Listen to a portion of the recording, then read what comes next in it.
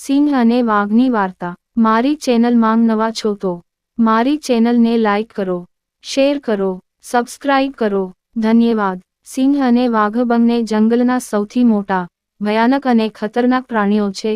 જ્યાં સિંહને જંગલનો રાજા કહેવામાં આવે છે, જ્યારે બીજી તરફ વાઘ તેની તાકાત, ચપળતા અને ઝડપીતા માટે જાણીતો છે.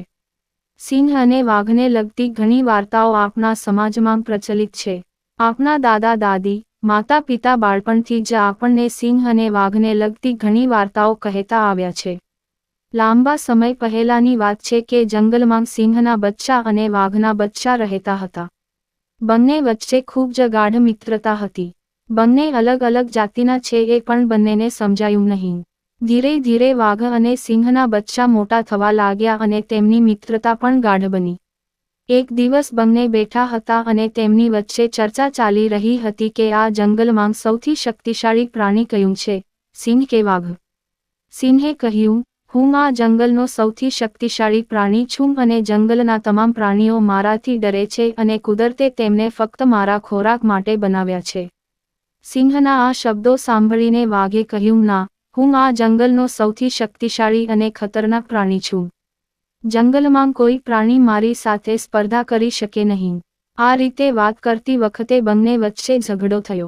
એક વાંદરો દૂરથી વાઘ અને સિંહ વચ્ચેની આ લડાઈ જોઈ રહ્યો હતો. બંને વચ્ચે સમાધાન કરાવવાના ઉદ્દેશ્યથી વાંદરો તેમની પાસે ગયો અને કહ્યું, વાઘ અને સિંહ, તમે આમ કેમ લડો છો?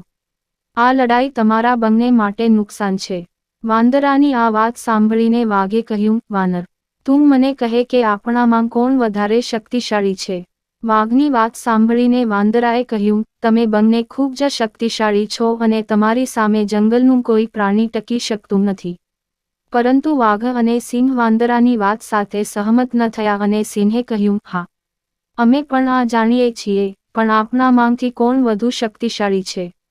સિંહ અને વાઘની વાત સાંભળીને વાંદરો મૂંઝાઈ ગયો અને બોલ્યો, જ્યારે પણ આ જંગલમાં કોઈ વિવાદ કે સંકટ ઊભું થાય છે, ત્યારે તેનો ઉકેલ જંગલનો સૌથી વૃદ્ધ હાથી આપે છે. આપણે તે હાથી પાસે કેમ ન જઈએ અને તેને પૂછો?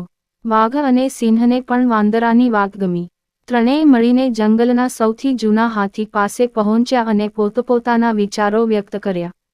હાથીએ વાઘ અને સિંહ વચ્ચેની વાતચીતને ખૂબ ધ્યાનથી સાંભળી અને હાથીએ કહ્યું, સિંહ અને વાઘ, તમે બંને નાનપણથી ખૂબ જ સારા મિત્રો છો. બાળપણમાં તમને ખબર ન હતી કે તમે વિવિધ જાતિના છો. તેથી જ તમે બે એકબીજાની ખૂબ જ નજીક છે. અમે ખૂબ સારી રીતે સાથે રહેતા હતા. જ્યારે સિંહ મુશ્કેલીમાં હતો ત્યારે તમે તેને મદદ કરતા હતા અને જ્યારે વાઘ મુશ્કેલીમાં હોય ત્યારે તમે તેને મદદ કરતા હતા. હાથીએ વાઘને કહ્યું, વાઘ, તને યાદ છે કે એકવાર જ્યારે જંગલી કૂતરાઓ અને હાયનાઓના ટોળાએ તમને ઘેરી લીધા હતા અને તેઓ તમને મારવા માંગતા હતા ત્યારે સિંહે પોતાનો જીવ જોખમમાં મૂકીને તમારો જીવ બચાવ્યો હતો? હાથીના શબ્દો પર વાઘે માથું હલાવ્યું. ત્યારે હાથીએ સિંહને કહ્યું, સિંહ, તને યાદ છે કે જ્યારે શિકારીઓએ તને તેમની જાળમાં ફસાવી હતી, ત્યારે વાઘે શિકારીઓ પર હુમલો કરીને તારી રક્ષા કરી અને તને જાળમાંથી મુક્ત કરાવ્યો હતો?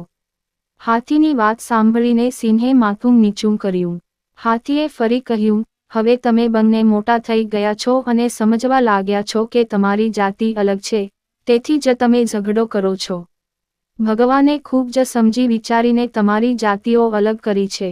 તમારા બંનેમાં સિંહ બહુ સારા છે. કેટલાક પાસાઓ અને તેથી જ તમારે બંનેએ એકબીજા સાથે પ્રેમપૂર્વક રહેવું જોઈએ. આ તમારા અને જંગલ બંનેના ભલા માટે છે.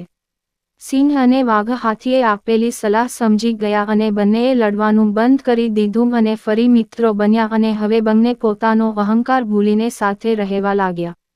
બોધ. સિંહ અને વાઘની વાર્તામાંથી આપણે શીખીએ છીએ કે અહંકારના કારણે લોકો એકબીજાના સંબંધો બગાડે છે. એટલા માટે આપણે આપણા અહંકારને દૂર રાખીને પ્રેમથી જીવવું જોઈએ. આ દરેક માટે સારું છે. પૂરી વાર્તા સાંભળવા માટે ધન્યવાદ.